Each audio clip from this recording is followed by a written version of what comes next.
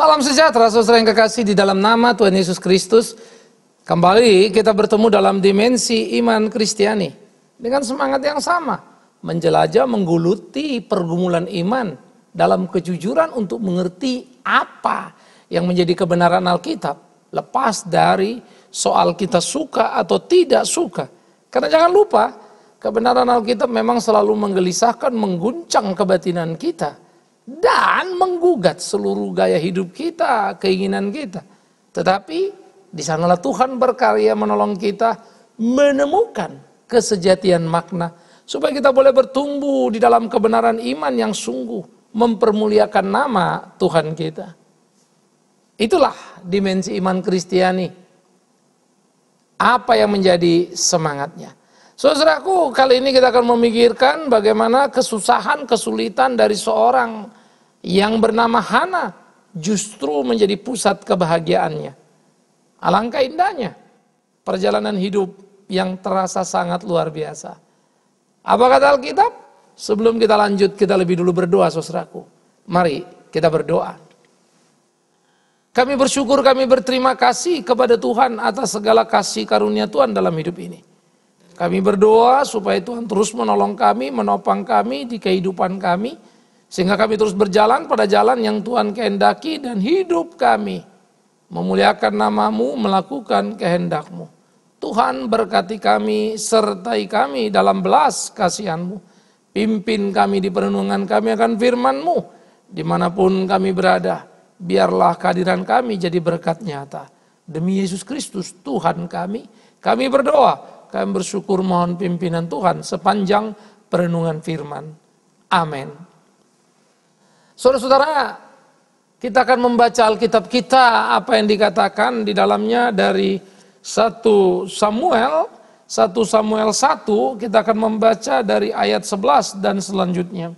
Dikatakan begini, kemudian bernasarlah ia, katanya, Tuhan semesta alam, jikalau sungguh-sungguh engkau memperhatikan hamba-Mu ini dan mengingat daku dan tidak melupakan hamba-Mu ini tetapi memberikan kepada hamba-Mu ini seorang anak laki-laki, maka aku akan memberikan dia kepada Tuhan untuk seumur hidupnya dan pisau cukur tidak menyentuh kepalanya. Ketika perempuan itu terus-menerus berdoa di hadapan Tuhan, maka Eli mengamat-amati mulut perempuan itu. Dan karena Hana berkata-kata dalam hatinya dan hanya bibirnya saja bergerak-gerak, tetapi suaranya tidak kedengaran, maka Eli menyangka perempuan itu mabuk. Lalu kata Eli kepadanya, berapa lama lagi engkau berlaku sebagai orang mabuk? Lepaskanlah dirimu daripada mabukmu. Tetapi Hana menjawab, bukan tuanku, aku seorang perempuan yang sangat bersusah hati. Anggur ataupun minuman yang memabukkan tidak aku minum, melainkan aku mencurahkan isi hatiku di hadapan Tuhan. Janganlah anggap hamba-Mu ini sebagai perempuan dursila, sebab karena besarnya cemas dan sakit hati, aku berbicara demikian lama. Jawab Eli, pergilah dengan selamat, dan Allah Israel akan memberikan kepadamu apa yang engkau minta daripadanya. Sesudah itu berkatalah perempuan itu, biarlah hamba-Mu mendapat belas kasihan daripadamu. Lalu keluarlah perempuan itu, ia mau makan dan mukanya tidak muram lagi. Keesokan harinya bangunlah mereka itu pagi-pagi lalu sujud menyembah di hadapan Tuhan. Kemudian pulanglah mereka ke rumahnya di Rama. Ketika Elkana bersetubuh dengan Hana istrinya, Tuhan ingat kepadanya. Maka setahun kemudian mengandunglah Hana dan melahirkan seorang anak laki-laki. Ia menamai anak itu Samuel, sebab katanya, aku telah memintanya daripada Tuhan. Saudaraku, menarik kalau kita mengingat kisah ini, dan saya kira banyak sekali orang mempunyai kisah yang sama. Dan banyak yang memberi nama anak Samuel karena anak itu menjadi penantiannya. ya, menjadi kerinduannya. Lalu banyak juga wanita-wanita yang mungkin belum punya anak, rindu supaya dapat anak, berdoa dan berharap Hana bisa, kenapa kita tidak? Saudara-saudaraku, bagaimana kita coba memahami bagian ini? Lalu bagaimana korelasinya dengan hubungan keseharian kita di kekinian masa? Menjadi menarik sebetulnya kalau kita melihat apa yang dikatakan oleh Alkitab tentang Hana. Bagaimana kemudian Hana adalah istri dari Elkana. Ia mandul tidak punya anak sehingga kemudian Elkana menikah lagi dapat Penina. Dari Penina baru kemudian Elkana mendapatkan anak. Di waktu lampau poligami ada dan hidup. Kemudian hari baru kita tahu bagaimana Yesus mengatakan kenapa poligami itu bergerak begitu. Kejatuhan ke dalam dosa menjadi wujud kekacauan, kegagalan dalam hidup manusia. Bahkan termasuk di dalamnya bapak-bapak beriman. Kasus Yakub, kakeknya Abraham diwarnai porak-poranda dalam keluarga karena beristri lebih dari satu. Sehingga poligami menunjukkan kekacauan. Nah saudara-saudara, apa yang dialami Hana sama. Penina kemudian bertingkah menjadi begitu luar biasanya. Saudara bisa membayangkan kalau kemudian di tempat yang sama ada dua orang, maka Penina mulai mengejek seakan-akan Hana adalah perempuan mandul yang dikutuk Tuhan, tidak diberkati Tuhan. Celakanya, memang itu menjadi asumsi pada zaman itu.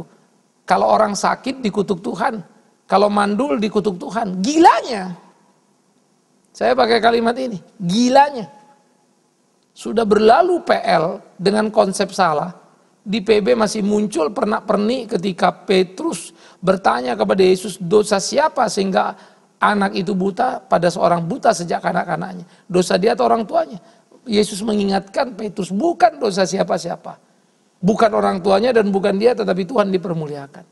Petrus diajar jangan berpikir salah seperti orang salah di dalam PL dualistik.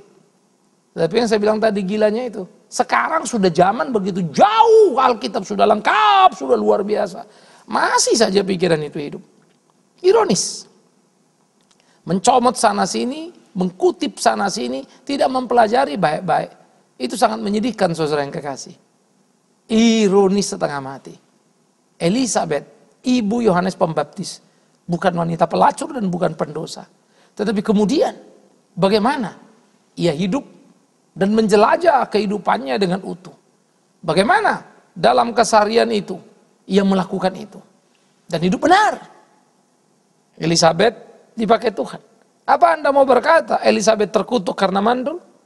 Malulah. Karena itu kalimat yang salah. Kita kembali ke persoalan Hana. Jadi Hana bukan wanita terkutuk. Dia wanita yang dekat dengan Tuhan. Itu sebab dia berteriak kepada Tuhan, mengapa? Di kedekatanku, mengapa di pengabdianku aku mengalami aib seperti ini? Ya Tuhanku, tolonglah aku. Oleh karena itu kita mengerti doa Hana, saudaraku yang kekasih. Menjadi doa yang dilakoninya di dalam kepedihan hati yang mendalam. Dan dia berkata kepada Imam Eli, hatiku sangat sakit. Ini latar belakang. Aku menjerit, itu sebab aku tidak lagi mampu berucap kata dengan jelas. Aku bukan mabok. Hatiku hancur sampai tak bisa lagi mengucapkan kata jelas. Qomat kamit, karena cuma hatinya bisa berteriak dalam kehancuran. Dia tidak bisa mampu menstruktur kata supaya keluar jelas. Wajar sajalah, namanya orang lagi gundah gulana bukan? Dan dengan demikian kita tahu betapa galaunya hati seorang Hana. Jadi yang prinsip pertama adalah Hana mengalami kedukaan, kesedihan yang mendalam. Ingat itu. Tetapi awas, Hana bukan pendosa. Hana bukan wanita jahat. Hana bukan wanita terkutuk seperti tuduhan banyak khotbah yang saya kira perlu harus hati-hati. Kasihan banyak sekali perempuan-perempuan hidup dalam kebenaran tetapi tidak punya anak. Yang mencintai Tuhan tapi tidak punya anak. Saya akan berkata demi Tuhan yang hidup, nikmati hidupmu. Jangan merasa tertuduh hanya karena kau tidak dapat apa yang kau inginkan. Tuhan bisa melakukan banyak hal dalam kehidupan. Itu kedaulatan dia. Yang kau perlu belajar mengerti apa yang menjadi rencananya. Berjalan di dalam jalannya. Hana sadar betul Apa yang membuat Hana berdoa? Bukan soal dia nggak punya anak lalu dia pengen anak. Bukan. Tapi soal sikap Penina yang kemudian merendahkan, meremehkan dia. Dia bercerita kepada Elkana, tapi Elkana berkata apa? Aku menyayangimu. Ya. Lebih dari 10 anak laki-laki. Aku mencintaimu. Memang ucapan Elkana sangat menghibur. Namun status urusan gak punya anak di waktu itu memang sangat memporak-porandakan rasa. Menjadi kengerian yang luar biasa, meluluhlantakkan harga diri seseorang. Sehingga kemudian dia mengalami kepedihan di sana, kesedihan di sana. Itu sebab Hana datang dan berdoa kepada Tuhan. Elkana memang mencintainya, tapi Penina terus mengejeknya. Dan sulitnya Penina yang punya anak menjadi garis keturunan dari Elkana. Oleh karena itu hal yang kedua saudara, ketika kemudian Hana berdoa, dia menjerit kepada Tuhan, dia rindu, dia membutuhkan seorang anak di dalam kehidupannya. Tetapi yang menjadi menarik dan menjadi penting adalah Hana berdoa bukan untuk dirinya supaya dia dapat anak, punya anak dalam hidupnya, bukan. Itu sebab ketika dia meminta anak, dia tidak meminta untuk dirinya. Dia hanya bilang, Tuhan berikan aku anak dan anak ini akan kuberikan kepadamu, menjadi pelayanmu. Hana tidak sedang berjuang dan berkelahi dengan gairah dirinya. Hana sedang mau memberi kepada Tuhan kemuliaan, tetapi dia memang meminta pembelaan dari Tuhan, belas kasihan dari Tuhan, supaya Tuhan menolong dia, supaya Tuhan mengasihani dia, sehingga Penina tidak lagi bisa mengejeknya sebagai orang yang terkutuk. Seperti banyak ejekan orang-orang Kristen di dalam kehidupan masa kini juga. Ada saudara sakit saja, kamu ini ada dosa apa nih? Orang bankrupt aja masalah, kamu kenapa terkutuk apa ini? Ini yang menjadi mengerikan, tuduhan-tuduhan. Yang bukannya menghibur orang susah dan jatuh, malah cepat memberi vonis yang menggila. Menyakitkan. Apakah itu kekristenan? Jelas tidak. Tuhan tidak datang ke orang miskin lalu bilang, kenapa kau miskin? Kau terkutuk ya? Dia tidak bilang itu pada janda miskin yang miskin itu. Dia tidak berkata kau terkutuk kepada orang-orang yang sakit itu. No. Dia menawarkan cuma-cuma kesembuhan kepada orang di kolam Bethesda. Maukah kau sembuh? Orang itu tidak pernah minta, tidak tahu siapa Yesus. Yesus memberikan. Nanti kita akan belajar untuk memahami mukjizat dalam perspektif Alkitab yang luar biasa itu. Sehingga kita mempunyai wawasan yang utuh, pengertian yang penuh, mengerti apa yang menjadi kehendak Tuhan. Menurut Alkitab ya, menurut Alkitab sekali lagi, menurut Alkitab. Maka Hana meminta bukan untuk dirinya, tapi untuk memuliakan Tuhannya. Hana hanya memohon pembelaan dari Tuhan, supaya Penina tahu. Jadi ini beda kasusnya dengan kita nggak punya anak, pengen ngomong anak ya. Agak case beda loh dengan Hana. Hana bukan karena sekedar pengen punya anaknya, bukan. Ada yang lebih besar persoalan. Dia tertindas, dia terhina oleh Penina. Itu yang menyedihkan saudaraku yang kekasih.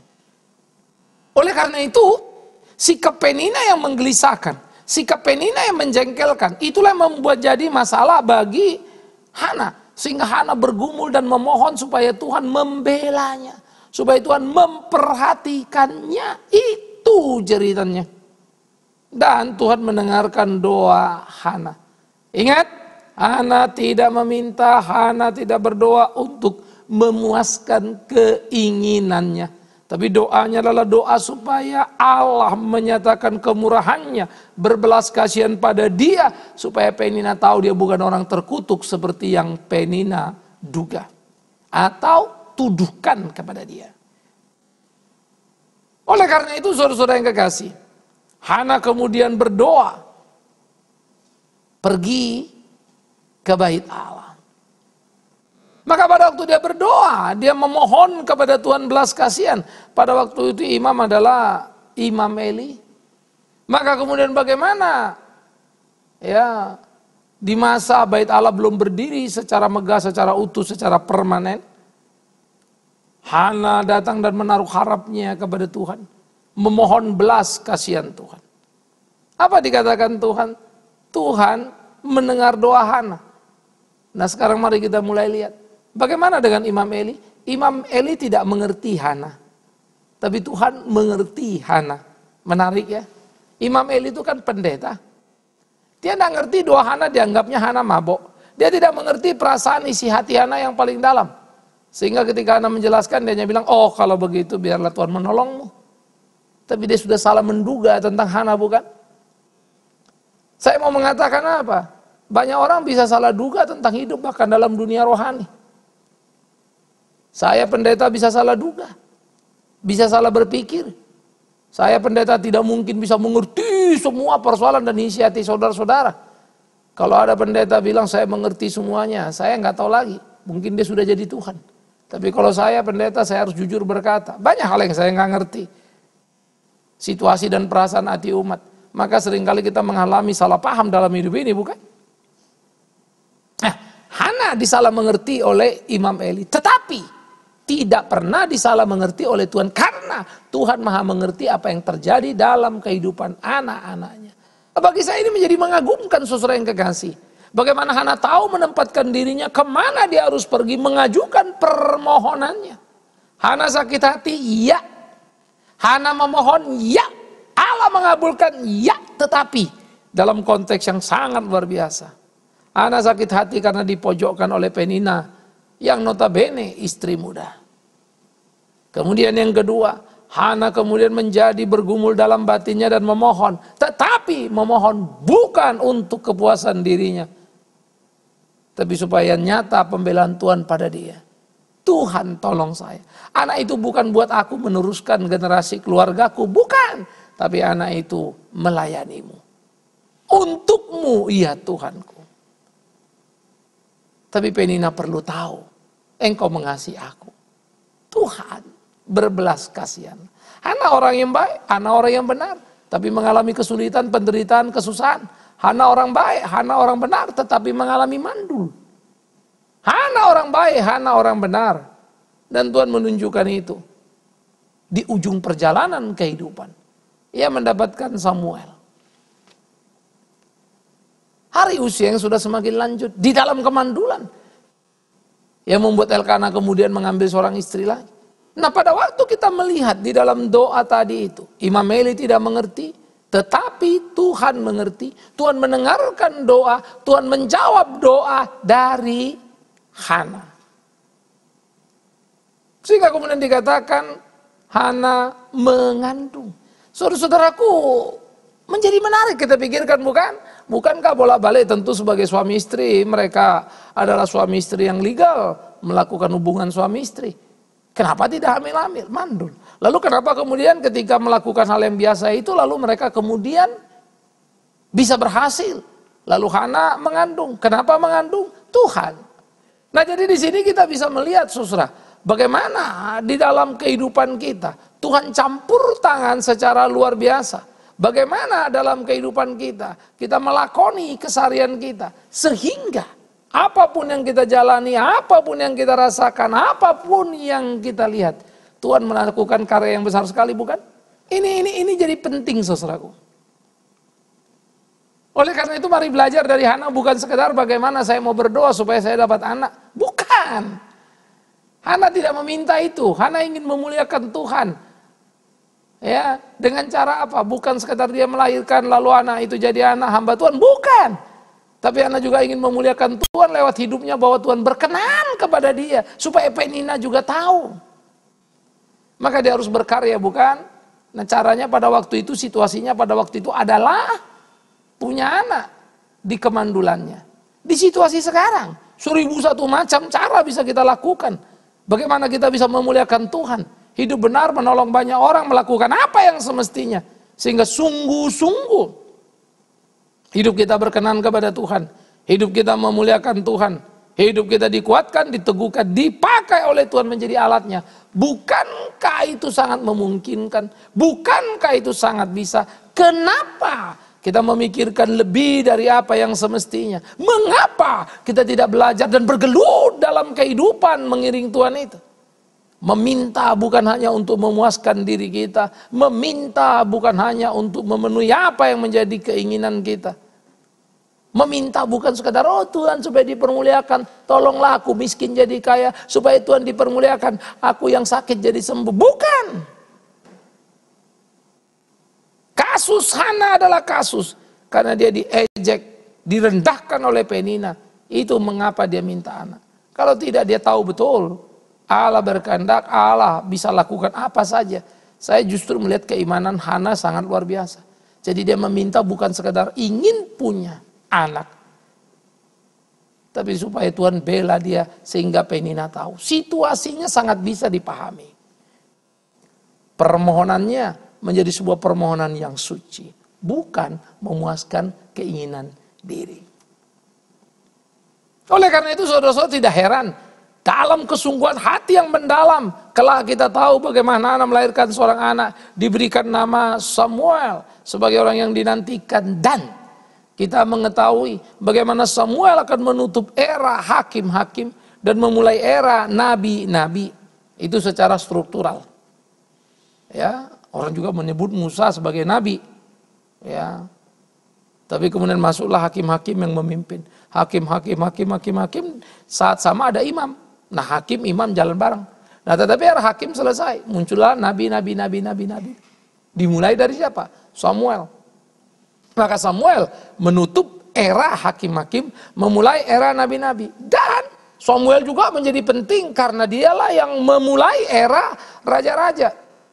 Ketika kemudian orang Israel minta raja, Samuel sempat marah, tetapi Tuhan bilang, gak apa-apa Samuel, bukan kau yang ditolak tapi aku. Maka muncullah Saul. Tetapi Saul adalah pilihan Israel. Sehingga kemudian muncul lagi kemudian Daud. Dan Daudlah pilihan Tuhan, itu yang Tuhan nyatakan. Samuel terlibat di semuanya. Sebelum kemudian Samuel mati dalam hidupnya. Meninggalkan dunia. Nah, Samuel yang kelak mempunyai prestasi dan reputasi yang sangat luar biasa ini. Samuel yang kelak berbuat perkara-perkara hebat besar dalam pelayanannya adalah Samuel yang lahir dari kemandulan ibunya. Menjadi amat sangat terasa, menjadi amat sangat jelas bagaimana perjuangan iman itu berjalan, bagaimana itu terjadi dalam hari-hari kehidupan Samuel, dan bagaimana Samuel menjadi orang yang luar biasa. Hana, ibunya, telah menjadi saluran berkat yang tak terbilang. Hana ibunya telah menuntun membimbing dalam kehidupan. Hana ibunya telah menjadi benih. Itu rahim itu. Menjadi benih kebenaran di mana kebenaran dinyatakan. Nah, ini harusnya menjadi kerinduan kita saudaraku yang kekasih. Lihatlah bagaimana kesengsaraan Hana, kesusahan Hana menjadi kebahagiaannya. Karena itu orang Kristen mestinya jangan cengeng dalam kesusahan, dalam kesengsaraan. Ingat, Tuhan sedang mengukirmu. Jadi apa? Itu bukan urusanmu, itu bukan urusanku. Urusanmu dan urusanku adalah mengikuti ukiran Tuhan. Kemana dia mau seperti apa dia mau. Itu kedaulatannya. Tetapi bagaimana kita mengikut dan bagaimana kita taat, itu bisnis kita. Menarik bukan? Jadi hidup keimanan kita, saudara, harus menjadi hidup yang dinamis. Hidup yang bergerak. Tidak kurung-kurung dalam pikiran-pikiran yang salah. Sehingga kita terkurung di sana. Lalu menandang dunia ini seakan memakan malapetaka. Kalau kesusaran itu, kesukaran itu tiba. Kesulitan itu tiba. Ingat, yang menjadi kepedihan dan kesedihan hati Hana bukan sekedar karena dia nggak punya anak. Bukan. Karena direndahkan oleh Penina. Memang karena dia tidak punya anak. Tapi kalau tidak direndahkan Penina, Hana tidak ngotot untuk itu. Kalau dia tidak dipermalukan, tertekan. Dia tidak ngotot untuk itu. Sebagai seorang anak manusia dia bergumul. Tuhan, aku mengasihimu. Aku melayanimu. Kenapa orang menghinaku? Kenapa orang memojokkan aku? Dan aku tidak bisa membantah mereka. Ketika mereka berkata, aku ini perempuan terkutuk, tercela karena nggak punya anak. Tuhan menolong Hana. Tidak seperti itu anakku. Aku mengasihimu. Aku dengarkan doa-doamu. Akan kutunjukkan pada mereka. Khususnya kepada Penina. Engkau bukan perempuan terkutuk. Saudara-saudara. Demikianlah seharusnya kehidupan kita. Demikianlah seharusnya hari-hari kita. Sehingga Tuhan menyatakan pembelaan kepada kita dan kita merasa dikuatkan dalam kehidupan kita. Sehingga hidup kita penuh dengan gairah. Untuk puji hormat bagi namanya. Bukankah ini yang harusnya kita jalani? Sehingga dengan demikian. Hidup kita menjadi hidup yang luar biasa. Nah, pergumulan iman ini loh.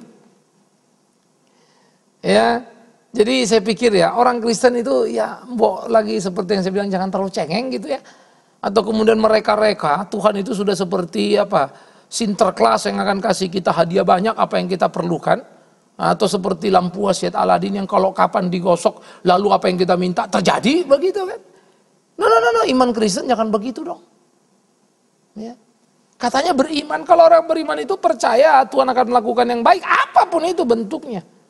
Orang beriman itu orang yang percaya Tuhan akan memberi kekuatan melewati jalan apapun yang sulit dalam hidup ini. Tapi kalau saudara memilih jalan yang saudara mau, tidak pernah mau menyukai apa yang Allah bentuk, itu namanya orang tidak beriman. Justru terbalik, bukan? Maka kalau kau meminta hawa nafsu, meminta ini, minta itu, yang jujur sebetulnya kau tahu benar untuk dirimu, lalu kau bilang untuk memuliakan Tuhan.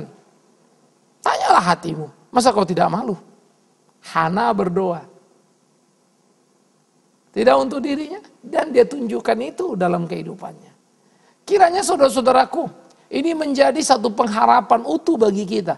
Bagaimana di kehidupan keseharian kita tidak jadi salah, tidak terjebak pada keinginan diri, gairah diri, harga diri yang berpusat pada diri tadi itu. Tapi bagaimana? Kita melakukan semua di dalam takut akan Tuhan untuk kemuliaan Tuhan, sehingga hidup kita sungguh-sungguh menjadi hidup yang berkenan kepada Tuhan, menyenangkan hati Tuhan. Ini yang harus kita pikirkan. Ini yang harus kita jalani. Sehingga dengan demikian hidup kita sungguh-sungguh hidup yang berkemenangan. Tidakkah saudara bergairah terhadap fakta itu? Tidakkah saudara bergairah dan ingin melakukan hal itu untuk puji hormat bagi namanya? Jalanilah hari-harimu, menangkanlah kompetisimu. Supaya hidupmu menjadi hidup yang berkenan kepadanya untuk puji hormat bagi namamu. Nama Tuhan yang hidup itu. Saudara-saudaraku, pikirkan, renungkan, lakoni. Meminta bukan untuk keinginan diri, tetapi untuk keinginan Tuhan yang hidup itu. Pikirkan, camkan, bagaimana berjalan dalam kehidupan untuk memuliakan Tuhan dan itu menjadi gairah kita. Dan akhirnya apapun yang kita punya kembali pada Dia. Hidup Hana kembali kepada Tuhan. Hana memuliakan Tuhan, Samuel memuliakan Tuhan. Luar biasa bukan? Kehadiran Hana di bait Allah tidak pernah disadari oleh Eli yang salah mengerti doanya. Ternyata Samuel nanti akan menggantikan posisi Imam Eli. Wah, saudara kalau mengerti itu ya, beberapa tahun kemudian terjadi, saudara akan kaget-kaget untuk melihat bagaimana rancang bangun rencana Allah yang luar biasa itu. Ya. Bagaimana kita bisa mengerti semuanya. Bagaimana kita bisa memahami dengan semestinya. Inilah menjadi pergumulan kita yang serius, pergumulan kita yang penting. Sehingga kita bisa menikmati kehidupan bersama di dalam Dia, Tuhan yang hidup itu. Semoga pergumulan Hana dalam kemurniannya menjadi pergumulan kita yang semestinya. Mintalah sesuatu karena ingin mempermuliakan Dia, Tuhan kita. Amin. Saudara-saudara, kita berdoa. Kami bersyukur, kami berterima kasih ya Tuhan untuk firman hidup itu.